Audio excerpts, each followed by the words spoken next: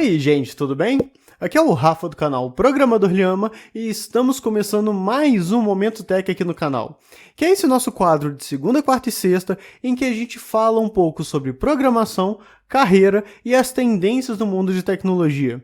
Então já deixa o like para ajudar o nosso trabalho, se inscreve para receber mais conteúdos e compartilha esse vídeo, você pode estar ajudando alguém que precisa desse tipo de informação. Bom, pessoal, hoje vamos falar um pouco sobre o que é exatamente, quais são as funções necessárias de um programador júnior. Quando a gente está falando desse nosso ambiente de programação e desenvolvimento, a ideia de Junior, Pleno e Sênior ela acaba mudando um pouco. Os mesmos pré-requisitos, por exemplo, que eram necessários para um programador pleno, júnior ou sênior, há alguns anos atrás, podem ter mudados. Isso por causa da necessidade do mercado. E deixa eu te contextualizar um pouco sobre esse assunto. Bom, hoje eu sou uma liderança lá na nossa equipe de desenvolvimento de onde eu trabalho. E lá no nosso grupo, eu vejo que sim, que tem alguns programadores que eles acabam se destacando, tanto plenos, sêniores e também júniores. Uma grande dúvida que a galera tem é mais sobre a ideia do programador júnior. E eu vejo que tem algumas características que são muito boas num programador júnior que me fazem com certeza escolher um pouco mais esse tipo de personalidade, que me ajudam a entender melhor e seguir com esse tipo de desenvolvedor. É muito bom você ter essas qualidades. Eu quero agora, pessoal, falar um pouco do que eu entendo a respeito do programador júnior. E antes, eu queria separar essas nossas percepções em duas partes. Eu quero falar, em primeiro lugar, do que o programador júnior não precisa. A gente tem muita informação nesse nosso ambiente de programação e desenvolvimento e eu acho que é melhor a gente filtrar um pouco o que é necessário para o júnior. Nesse caso, eu vou começar falando sobre o que o programador júnior não precisa e depois eu vou falar sobre o que seria muito interessante para que o programador júnior tenha em algumas características suas. Bom, a primeira coisa que o programador júnior ele não precisa ter é uma vasta experiência em desenvolvimento de software. A gente está falando, na verdade, de uma posição em que a pessoa tem mais a aprender do que colaborar. É claro que quando ela estiver ali no nosso projeto, quando essa pessoa estiver ali mexendo com o código das outras equipes, ela tem sim que fazer as suas alterações e colocar as suas contribuições. Isso é muito válido, isso é necessário. No entanto, a gente consegue enxergar que esse tipo de programador, essa característica de programador, precisa também aprender um pouco junto com os outros pares que estão lá, junto com os plenos e com os sêniores. Eu falo isso por mim mesmo, pessoal. Quando eu fui júnior, eu estava muito aberto a obter muitas experiências. Eu ia muito atrás dos outros desenvolvedores, dos plenos e dos sêniores, e tentava entender um pouco mais sobre a construção de software que eles faziam. Isso me ajudava muito. E a gente não está falando aqui de um programador que tem uma vasta experiência. Nesse caso, se você tem um passeio por vários projetos, se você já visitou várias situações, talvez você não se encaixe mais com a proposta de um programador júnior. Então, esse é o nosso primeiro caso. A segunda coisa que um programador júnior com toda certeza não precisa na sua bagagem de conhecimento é ter, nesse momento de carreira, um conhecimento muito aprofundado sobre arquitetura de software, arquitetura de microserviços. Isso são temas que com toda certeza são muito interessantes. Você vai acabar vivenciando algum desses temas. Arquiteturas de serviços, arquiteturas de software, elas vêm. No entanto, no começo de carreira, nesse momento em que a pessoa tem um pouco de experiência, não é necessário com que ela entenda totalmente essa parte de arquitetura. Então, com o andar da sua experiência e vendo outros projetos, esse desejo por acabar entendendo e estudando mais a fundo com mais experiência vai acabar vindo. No entanto, num processo seletivo não é necessário ficar pedindo para um programador júnior com que ele faça esboços de arquiteturas, ou então com que ele projete situações complexas ali de arquitetura de software. Então, a gente já retira isso daí do panteão de coisas que um programador júnior precisa. E a terceira característica que um programador júnior, por enquanto, não necessita de ter nessa etapa da tua carreira é realmente um conhecimento aprofundado sobre infraestrutura. Muito provavelmente você já ouviu falar sobre Docker. É muito interessante esse tipo de ferramenta. Você pode sim acabar estudando um pouco e entendendo a sua utilidade. A gente tem até uma playlist aqui no canal sobre Docker.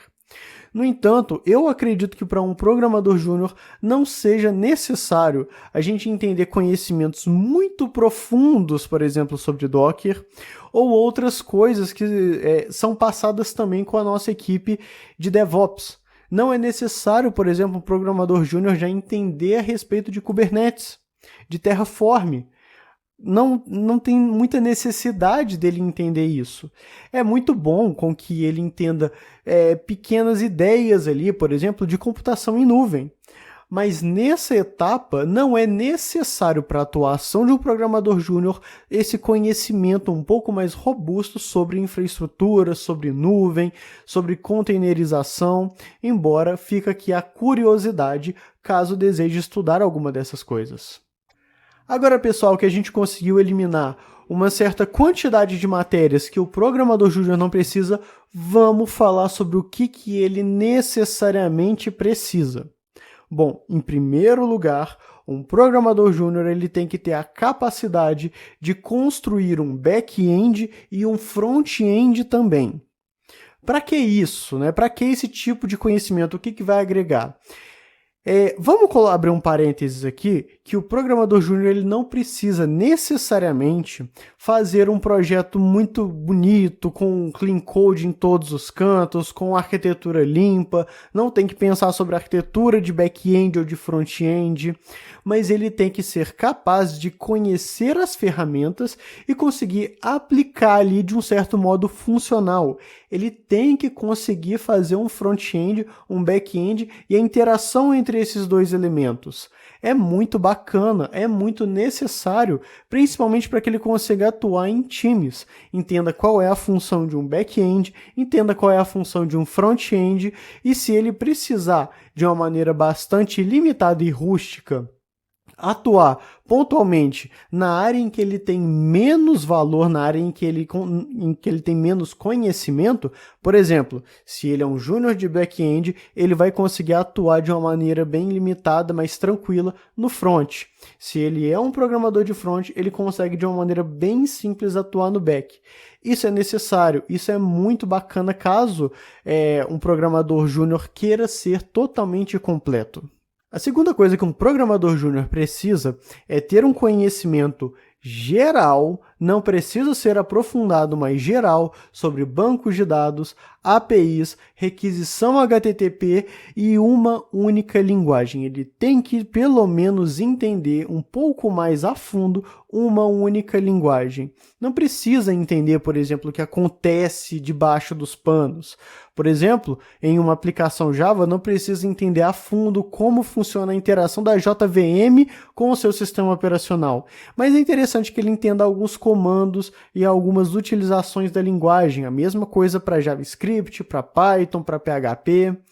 E esses outros conhecimentos gerais sobre bancos de dados, APIs, requisições HTTP, é porque são conceitos que nós vimos quase que diariamente nos nossos trabalhos. Então, um programador júnior tem que ter pelo menos um conhecimento minimamente raso, mas fundamental sobre isso tudo: bancos de dados, APIs e requisições HTTP. E para terminar, eu deixei essa melhor característica por último.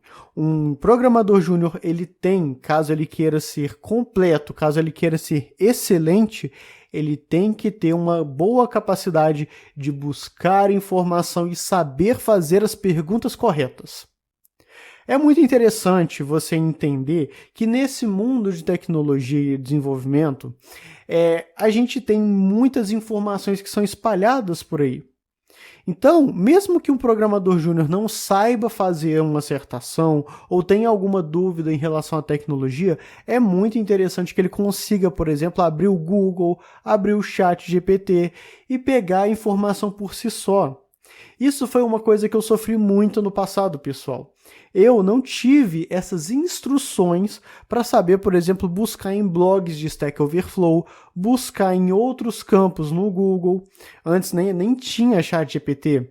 Então, eu perguntava muito, mas muito mesmo, para os programadores plenos e sêniores que estavam ali na minha equipe. Acabava que eu puxava eles um pouco mais para baixo. E eu lembro que sempre essas dúvidas eram sanadas com uma simples busca em Google. Então, você ter a capacidade, por exemplo, de buscar informações e conseguir retirar ali a sua dúvida com as informações buscadas antes de ir para um outro desenvolvedor, eu te garanto, você vai estar ajudando e ajudando muito a tua equipe. Isso é uma qualidade muito boa, saber buscar informações e fazer as perguntas corretas. Bom, pessoal, e aqui nós encerramos o nosso Momento Tech. O que você achou dessa nossa pauta? Deixa aqui nos comentários, caso você tenha também algum tipo de assunto que queira trazer, que queira abordar aqui no nosso momento, deixa também nos nossos comentários. Eu vou acabar lendo e com certeza a gente vai fazer um vídeo sobre isso e vamos conversar um pouco sobre programação e tecnologia aqui no canal. Bom, pessoal, eu continuo vendo vocês na segunda, quarta e sexta às 8 e a gente se fala. Até mais!